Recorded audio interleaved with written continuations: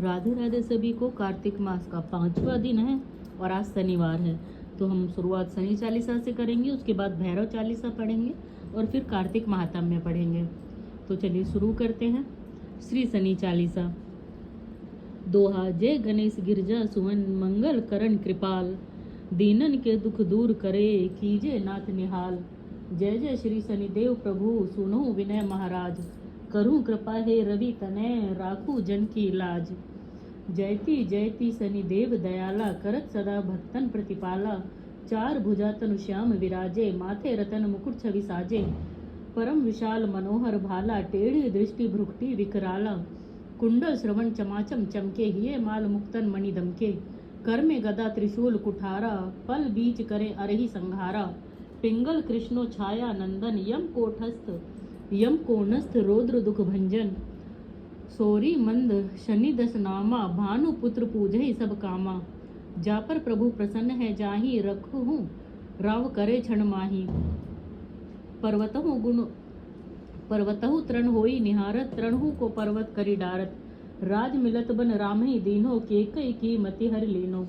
बनु के मृग कपट दिखाई, मात जानकी गई चतुराई। लखनई शक्ति विकल करी डारा, मचगा दल में हाहाकारा। रावण की गति मति बौराई, रामचंद्र सो बैर बढ़ाई। दियो कीट करी कंचन लंका, बज बजरंग वीर की डंका। नृप विक्रम पर तुही पगु धारा, चित्र मयूर निगली गे हारा। हार नौलखा लाग्यो चोरी, हाथ पैर डरवायो तोरी। भारी दशा निकृष्ट दिखायो, तेलहि घर कोहलू चलवायो। विनय राग दीपक महकीनो, सब प्रसन्न प्रभु है सुख दीनो। हरिश्चंद्र नृप नारी बिकानी, आपहु भरे डोम घर पानी। तैसे नल पर दशा सिरानी, भूंजी मीन कूद गई पानी।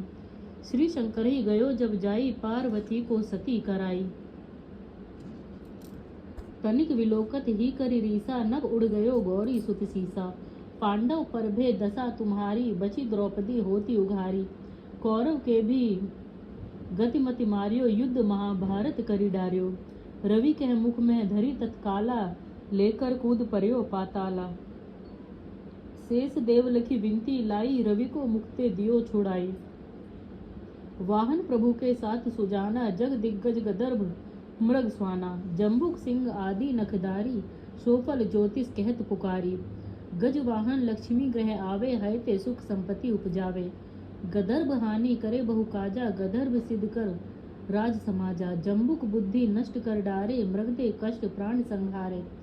जब आवहीं प्रभु स्वान सुवारी, चोरी आदि होए डर भारी। तैसे ही चारी चरण यह नामा, स्वर्ण लोह चांदी और तामा।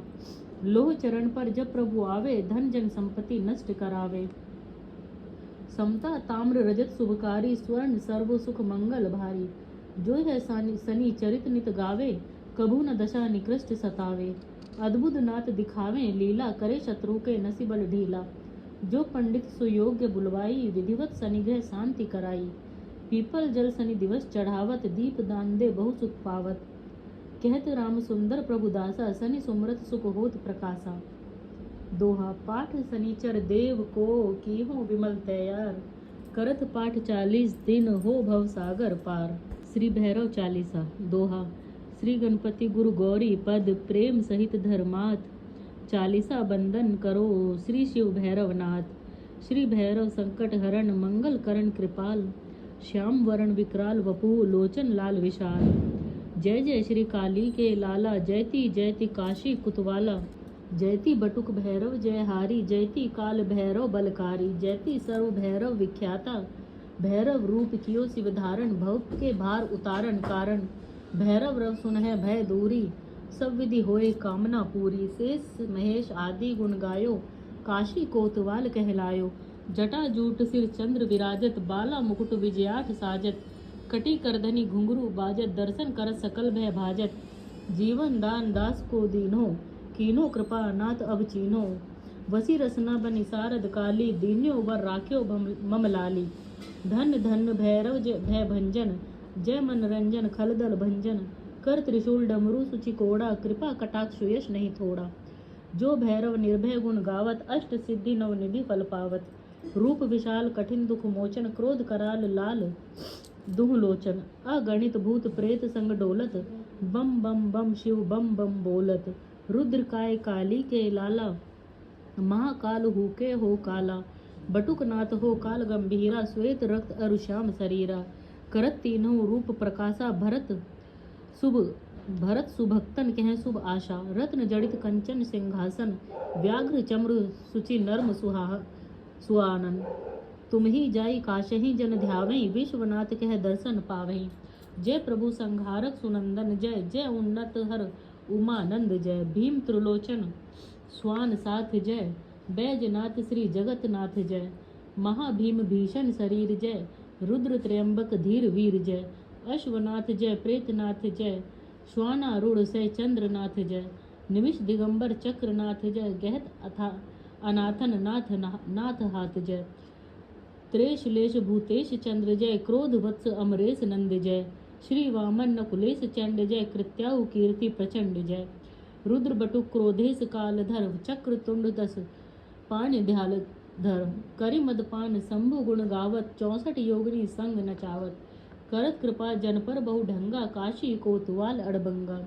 दह काल भैरव जब सोटा, नसे पाप मोटे से मोटा, जाकर निर्मल होए शरीरा, मिटे सकल संकट भव पीरा, श्री भैरव भूतों के राजा, बाधा हरत करत शुभ काजा, ऐलादी के दुख निवार्यो, सदा कृपा करी काज समार्यो, सुंदर दास सहित अनुरागा, श्री दुर्वासा निकट प्रयागा, श्री भैरव जी की जय, लेख्यो सकल कामना पूर्ण देखियो।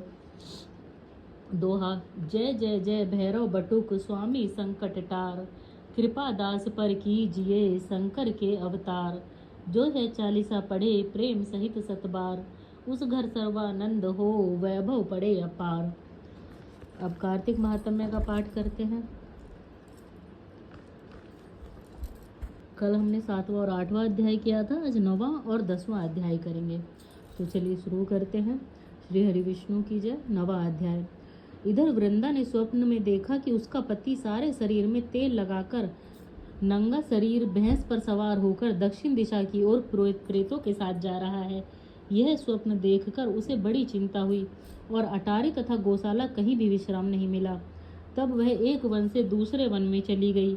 वहां वृंदा ने सिंह जैसे मुख वाले 2 राक्षस देखे। उन्हें देखते ही वह डर के मारे भागी। आगे जाकर उसने शिष्य सहित एक तपस्वी मुनि को देखा और उनसे अपनी रक्षा के लिए कहा। उसकी प्रार्थना पर मुनि ने एक हुंकार से उन राक्षसों को भगा दिया।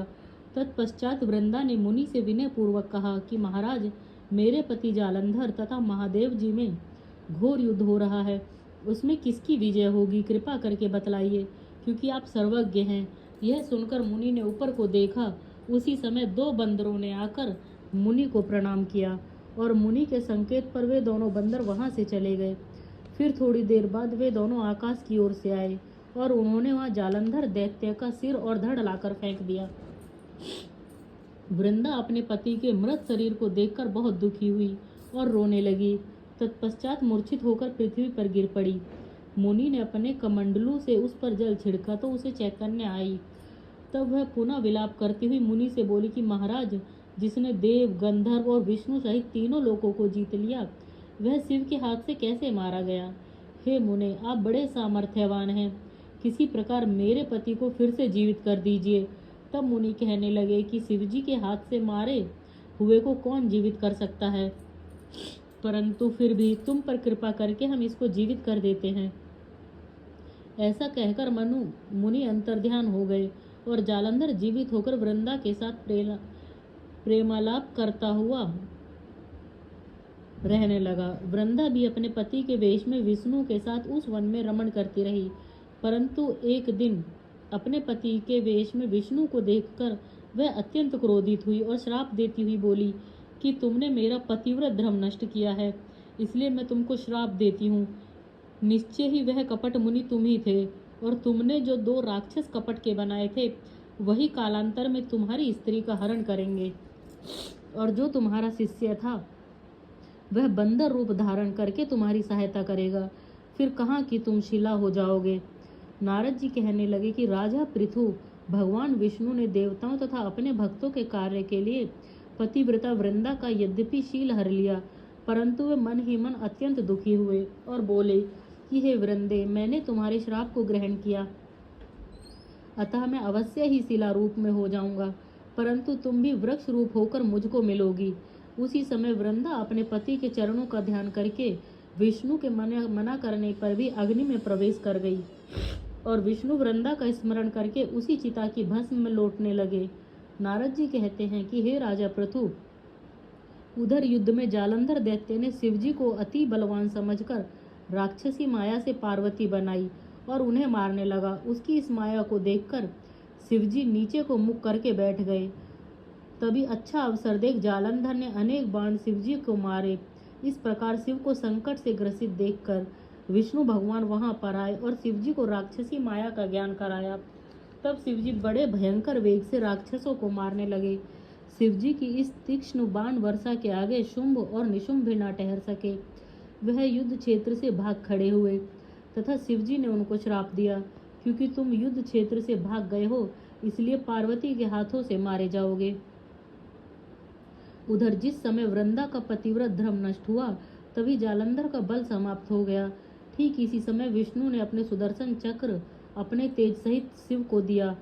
फिर शिवजी ने अपना ऋषियों के तप का, पतिव्रता स्त्री का तथा ब्रह्मा जी का तेज उसमें जोड़कर जालंधर दैत्य पर छोड़ दिया, जिससे उसका सिर कटकर भूमि पर गिर गया। सिर और धड़ अलग होते ही जालंधर का तेज उसके शरीर से निकल श्री शिवजी में तथा वृंदा का तेज श्री श्री पार्वती जी में समा गया। उधर विष्णु वृंदा की चिता में लौटने लगे। तब सब देवताओं ने शिवजी की स्तुति की और कहा कि महाराज, जालंधर को मारकर आपने देवताओं पर बड़ा उपकार किया है, परंतु एक महान अनर्थ हो रहा है, कृपया करके उसका भी कुछ उपाय कीजिए। भगवान विष्णु वृंदा के पतिव्रत धर्म में मोहित होकर लगातार उसकी चिता भस्म में लौट रहे हैं और किसी प्रकार का विश्राम नहीं कर रहे हैं। तब शिवजी ने कहा कि हे देवताओं, तुम सब भगवान की योग माया की शरण में जाओ, वही सब संकट हरेगी। तब सब देवता योग माया की शरण में जाकर उनकी स्तुति करते हुए बोले, हे देवी, आप सारे जगत को उत्पन्न करने वाली, पालन और नाश करने वाली हो। सतोगुण, रजोगुण और तमोगुण तुमसे ही उत्पन्न हुए हैं। ऐसी प्रकृति देवी को हमारा नमस्कार है। तुम्हारी माया को ब्रह्मादिक देवता भी नहीं जानते हैं। उस देवी को हमारा नमस्कार है, जिसके भक्तगण अनादर तथा मोह को प्राप्त नहीं होते। ऐसी मूल प्रकृति को हमारा नमस्कार है। उस समय देवताओं ने एक तेज देखा और आकाशवाणी सुनी कि गौरी, लक्ष्मी और सरस्वती रजोगुण, सतोगुण और तमोगुण रूप मैं ही हूँ। वही तीनों तुम्हारा कार्य सिद्ध करेंगी। उन देवियों की तुम आराधना करो। फिर उन तीनों देवियों ने प्रकट होकर 3 बीज दिए और कहा कि इन तीनों बीजों को जहाँ पर विष्णु है जाकर बो दो और अपना कार्य सिद्ध करो। देवताओं ने तीनों बीज ले जाकर जहाँ पर वृंदा की चिता पर भगवान विष्णु लौट रहे थे जाकर बो दिए। उन तीनों बीजों से 3 वृक्ष उत्पन्न हुए। रजोगुण सरस्वती से आंवला, तमोगुण गौरी से तुलसी और सतोगुण लक्ष्मी से मालती हुई। श्री लक्ष्मी जी ने अपना बीज ईर्ष्या युक्त होकर दिया था, इसलिए मालती भगवान की पूजा में निंदित तथा आंवला और तुलसी भगवान को अति प्रिय हुए। इस प्रकार वृंदा ने वृक्ष रूप में भगवान शालिग्राम से संयोग किया। इसी कारण कार्तिक के उद्यापन में भगवान की पूजा तुलसी के मूल में होती है। नारद जी कहते हैं कि हे राजा पृथु, जिस घर में तुलसी का वृक्ष होता है उसमें यमदूत कभी नहीं जाते। इसीलिए जो तुलसी के वृक्ष घर में लगाते हैं वह यमपुरी नहीं देखते। नर्मदा तथा गंगा का जल और तुलसी का पूजन, यह तीनों कार्य बराबर हैं।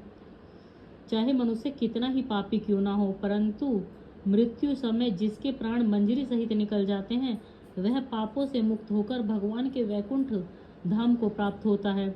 जो मनुष्य तुलसी तथा आंवले की छाया में अपने पितरों का श्राद्ध करता है उसके पितृ मोक्ष को प्राप्त होते हैं। जो मनुष्य आंवले का फल तथा मंजरी युक्त तुलसी दल मुख में रखता है वह साक्षात विष्णु के समान है। जो मनुष्य कार्तिक मास में आंवले की छाया में भोजन करता है तथा रुद्राक्ष की माला धारण करता है उसके धर्म, अर्थ, काम और मोक्ष सब कार्य सिद्ध हो जाते हैं। नारद जी कहते हैं कि हे राजा पृथु, तुलसी और आंवले का महात्म्य ब्रह्मा जी भी कहने में असमर्थ हैं। जो कोई इस कथा को पढ़ता अथवा सुनता है वह भी मोक्ष को प्राप्त हो जाता है।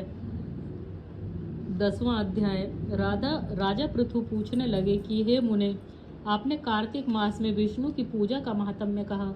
इस मास में किसी और भी देवता का पूजन या व्रत होता है तो वह भी कहिए। नारद जी कहने लगे कि अश्विन शुक्ल पूर्णमासी को ब्रह्मा जी का व्रत होता है, कार्तिक कृष्ण चतुर्थी को गणेश जी तथा अष्टमी व अमावस्या को श्री लक्ष्मी जी का व्रत होता है। कार्तिक में जो कुमारी इस व्रत को करती है उसको सुयोग्य पति मिलता है। जो विवाहित स्त्री इस व्रत को करती है उसका सौभाग्य अटल रहता है। प्रातःकाल स्नान आदि से निर्वत होकर चंदन आदि से गणेश जी का पूजन करें। सायंकाल फिर गणेश जी का पूजन करके चंद्रोदय होने पर चंद्रमा को अर्घ देवें और फिर उत्सव मनाकर भोजन करें। स्त्रियों को अपने सौभाग्य के लिए इस व्रत को अवश्य करना चाहिए। नारद जी कहने लगे कि हे राजा पृथु, इस व्रत का एक सुंदर इतिहास मैं तुमसे कहता हूँ, सुनो। भद्रवती नाम की एक पुरी में सुधर्मा नाम का एक राजा था। उसके रविदत्त, सुशर्मा, जय शर्मा और सुशोभन नाम वाले 4 पुत्र और वीरवती नाम की एक कन्या थी। उस कन्या वीरमती का विवाह देवव्रत के साथ हो गया। वे दोनों बड़े ही प्रेम के साथ रहते थे। एक दिन अचानक घर में बैठे हुए देवव्रत को सांप ने काट लिया, जिससे उसकी मृत्यु हो गई। वीरमती बहुत जोर से रोने लगी और चिल्लाने लगी। उसके चारों भाई तथा माता पिता भी वहां पर आ गए और सारा पुर दुख रूपी समुद्र में डूब गया। उसी समय दुखों को दूर करने वाले पुलत्स्य ऋषि भी वहां पहुंचे। राजा ने हाथ जोड़कर कहा कि महाराज, कौन से पाप कर्म से मेरी यह कन्या विधवा हुई है। जब पुलत्स्य जी ने कहा कि राजन, कार्तिक मास में तुम्हारी कन्या ने गणेश चतुर्थी का व्रत नहीं किया था, इसी पाप से यह विधवा हुई है। फिर पुलत्स्य जी कहने लगे कि एक समय ब्रह्मा, विष्णु, महेश, इंद्रादि सब देवता दैत्यों के नाश का उपाय सोचने के लिए एकत्रित हुए। उस समय ब्रह्मा जी ने कहा कि गणेश चतुर्थी का व्रत सब दैत्यों का विनाश करने वाला है। तब समस्त देवताओं ने कार्तिक कृष्ण चतुर्थी का व्रत किया और दैत्यों पर विजय पाई। विजय प्राप्त होने के बाद सब देवताओं ने गणेश जी से कहा कि वर मांगो। तब गणेश जी ने कहा कि जो स्त्री कार्तिक कृष्ण चतुर्थी का व्रत करेगी उसका पति चिरंजीवी हो, जो ना करे वह स्त्री विधवा हो जाए। अतः इस व्रत को अवश्य में सब स्त्रियों को करना चाहिए। पुलत्स्य जी कहने लगे कि हे राजन, तुम्हारी कन्या ने इस व्रत को नहीं किया था, इसी कारण वह विधवा हुई है।